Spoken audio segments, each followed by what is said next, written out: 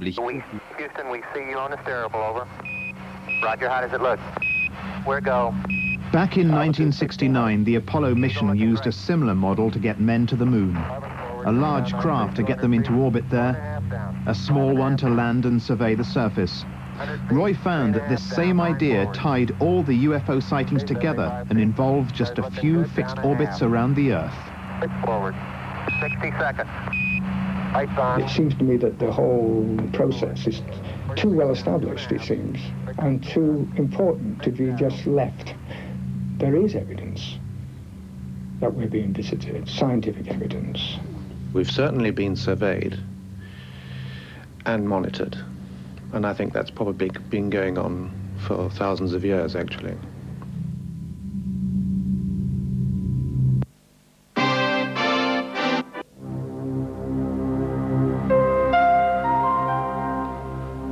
At this year's annual conference of Quest International held in Leeds, over 400 delegates attended to hear the latest UFO reports.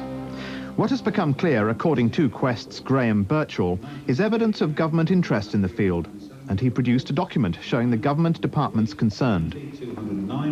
If there are no such things as UFOs, extraterrestrials, call them what you will, then for sure the average UFO sighting attracts a heck of a lot of interest by the defence intelligence agencies. Work is done behind the scenes. I was informed by a Ministry of Defence spokesman that the Defence Intelligence Staff is involved in secret UFO investigations. I have learnt from former members of Royal Air Force Intelligence that within the Flying Complaints Flight, there is a secret or top secret UFO research unit. Until recently, it was thought that there hadn't been any sightings in the USSR. But with their new freedoms, information is now leaking out. This film of a giant saucer in the sky was shown to the conference. Yet despite so many sightings worldwide, our authorities still seem to maintain a secrecy over the whole issue, so says Tony Dodds. It's under such a bond of secrecy as this, it is quite extraordinary. People aren't just in fear of their jobs and things like this, they're in fear of their lives. This is the type of security they will, if a person is going to blow the whistle on this thing, they are in great danger. Retired policeman Tony Dodds is Quest International's chief investigator. He's been involved in the field for about 30 years. The evidence for contact with alien craft, he told delegates, is overwhelming. Many other researchers here had also heard stories firsthand from people who'd had close encounters with extraterrestrials. Every indication is that they've been here an awful long time. They haven't just come here, they've been here a long time, and they've been coming a long time. You see, if you look at the abduction side of this thing, which is an enormous thing, there are tens of thousands of people being abducted. There's no question about this. The authorities know it, but they're powerless to act on it. Well, what is, I think, two common factors of both your experiences? Harry Harris is a solicitor, and he specialises in the investigation of abduction cases. Over a period of years, he persuaded Linda Taylor and Alan Godfrey to undergo hypnotic regression. This was to try and relive their encounters. Both Linda's and Alan's recollections had similarities. Both couldn't account for lost time during the sightings. I arranged a series of experiments by hiring a number of psychiatrists and doctors to conduct hypnotic regression sessions with these witnesses. Under hypnosis, they all give out more or less a similar account of being abducted and taken on board and made the subject of some pseudo-medical examination. Now, I'm driving up, as I said, the A646 Burnley Road, and there below, in front of me, is this object blocking the road. It was actually hovering off the ground about 5 feet. It was diamond shape. The bottom half of the object was rotating anti-clockwise. The top was stationary, and it appeared to have either dark windows or dark panelling. It was a massive craft. It was a metal craft, full of lights, about 40 feet above my car. And I was so shocked at seeing this. What scared me more than anything was that it was soundless. It didn't make any noise at all. And I brought my head back into the car, And my mother said, "What's happening? Why are we nearly breaking down? What's the matter? What's happening?" This is a recreation of Linda and her mum's drive. Somehow their car was losing power. This they attributed to the craft above them. They fled to a nearby petrol station before going home. My husband, Frank, came and answered the door, and he said, "My God, what's happened to you? You've been in an accident," because I'd been crying. And of course, you know, I was shaking like a leaf. And I went into the house, and I wanted to be very sick. And I just said, "Look, phone Mum." And I went into the bathroom, and I was violently sick. I remember thinking, you know, I shouldn't be seeing this. You know, this is ridiculous. This, what the hell is it? With his road blocked, PC Alan Godfrey tried to radio for help from his police car, but his radio wouldn't work, and that's all Alan consciously remembers. The next thing, half an hour, 35 minutes had elapsed, and I found myself driving the police car further up the road. Over the same evening, 6 other officers saw a similar object. Alan realised he couldn't account for half an hour, so he went back to the scene, but the craft had gone. But when I got back to the police station, I had an itch on my foot. And you know, you get these little niggly itches inside your boot, and you're trying to scratch it. And I remember being annoyed about it and looking down, and that's when I saw that my boot had been split wide open. And there was a little burn mark on the instep of my foot, about the size of a penny. It was when I actually was having the shower that I noticed some very, very black, blue marks on both my outer thighs, like heavy bruising. But the next day, that had disappeared, that had all gone. Under hypnotic regression, I get out the car. I'm looking at the object, a light appears from underneath the object, and I say, I'm off, jump back in the car won't start, there's a big beam of light, I go into blackness, I wake up in what one can only describe as an examination room. During the interview, Linda forgot to mention about her coat. Can we stop?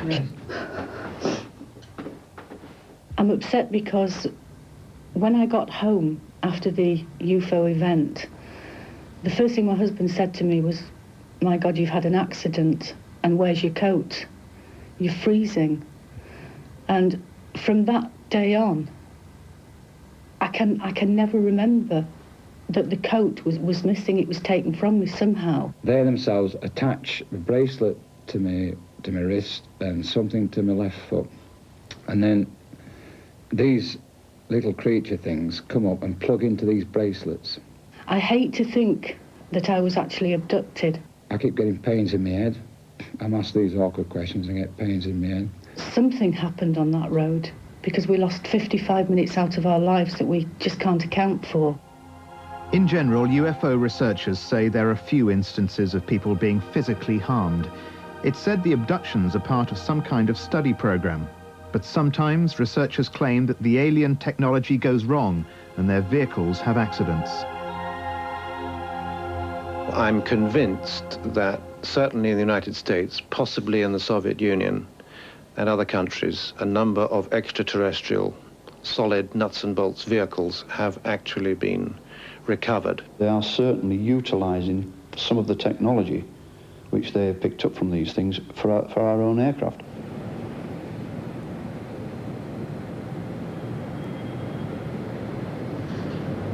This amateur film of a shining disc hovering above the mountains and 2 small diamond objects were taken above a US base near Las Vegas.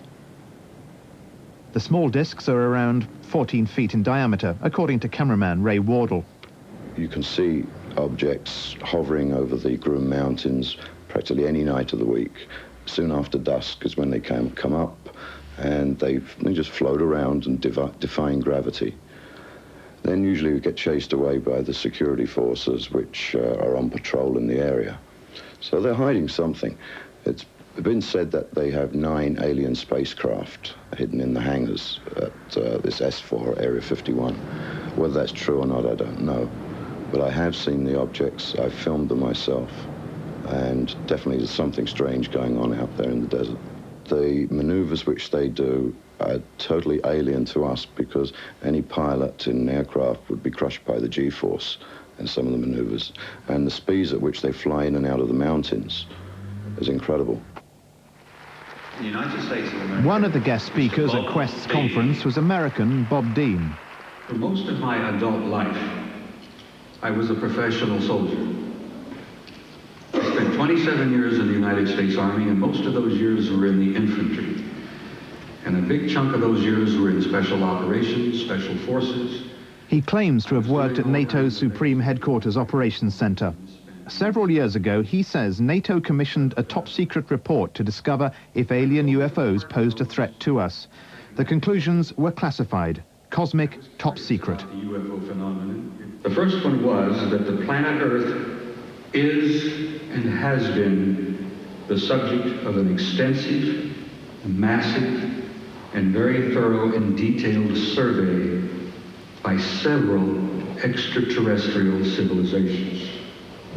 They also determined, from what they could come up with, that there did not appear to be hostile or malevolent intent involved, because the technology was so advanced that if these visitors had wanted to endanger us and damage us, conquer us, take us over, they could have done that at any time. So, could we have been visited? This NASA photograph taken of Mars has become important evidence supporting that theory. Computer-enhanced images of the terrain have revealed to American Richard Hoagland a face on Mars. It began about 9 years ago by noting the curious resemblance of the face to another important monument on this planet. That was the Egyptian Sphinx. At a lecture given at the United Nations Library this year, Hoagland explained that the face was just the signpost.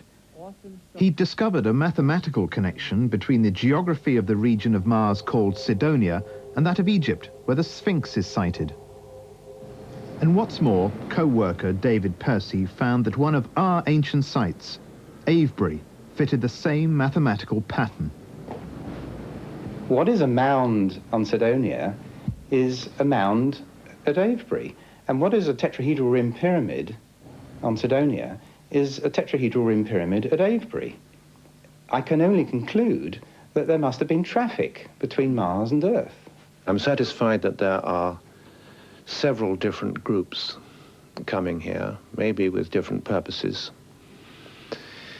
I think, indeed I'm convinced, that there is a genetic link with some of these beings which goes back tens of thousands of years.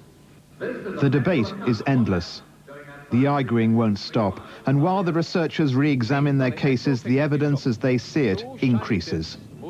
The Ministry of Defense deny they have any evidence to support the existence of extraterrestrial life. These pictures, taken with a miniature camera, have been enlarged, thus magnifying the blemishes on the negative. And now the objects are enlarged out even further. There were no glass attachments on the plane which might have caused reflection. 50 people in 3 planes saw the objects and wrote reports on them.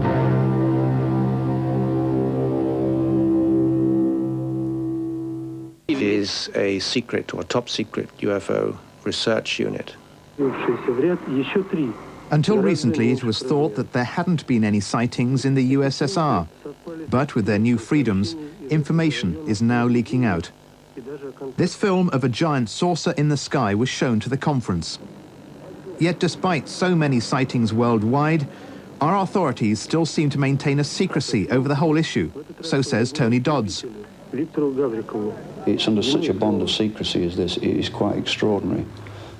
People aren't just in things for our own aircraft.